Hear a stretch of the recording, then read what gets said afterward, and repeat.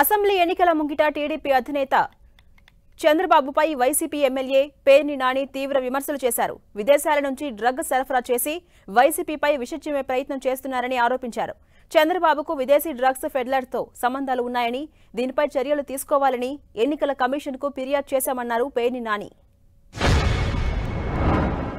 విదేశాల నుంచి డ్రగ్స్ అందుకున్న వాళ్ళు ఎవరయ్యా అంటే అడ్రస్లని చూస్తే అంతా మనోళ్లే, అంతా బీరకాయ పీసే, అంతా చుట్టరకాలే.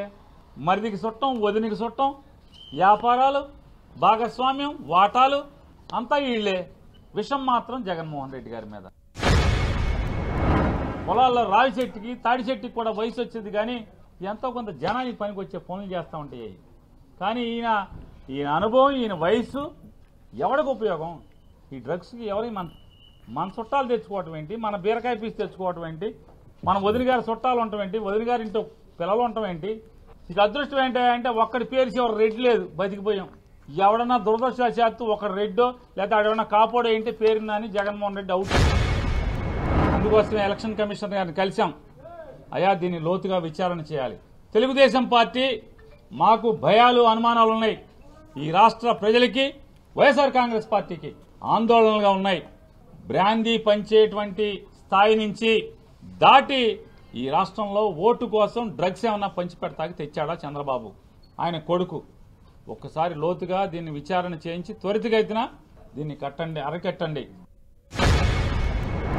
కాబట్టి ప్రపంచవ్యాప్తంగా చంద్రబాబు నాయుడు ఎప్పుడు అధికారంలో ఉన్నా ప్రపంచంలో ఏదో ఒక దేశంలో తప్పుడుతనంతో, దొంగతనాలతో, అవినీతి పరులతో, మాఫియా వ్యక్తులతో అంటగాగినటువంటి ఉదాహరణలు కోకొల్లలుగా ఉన్నాయి.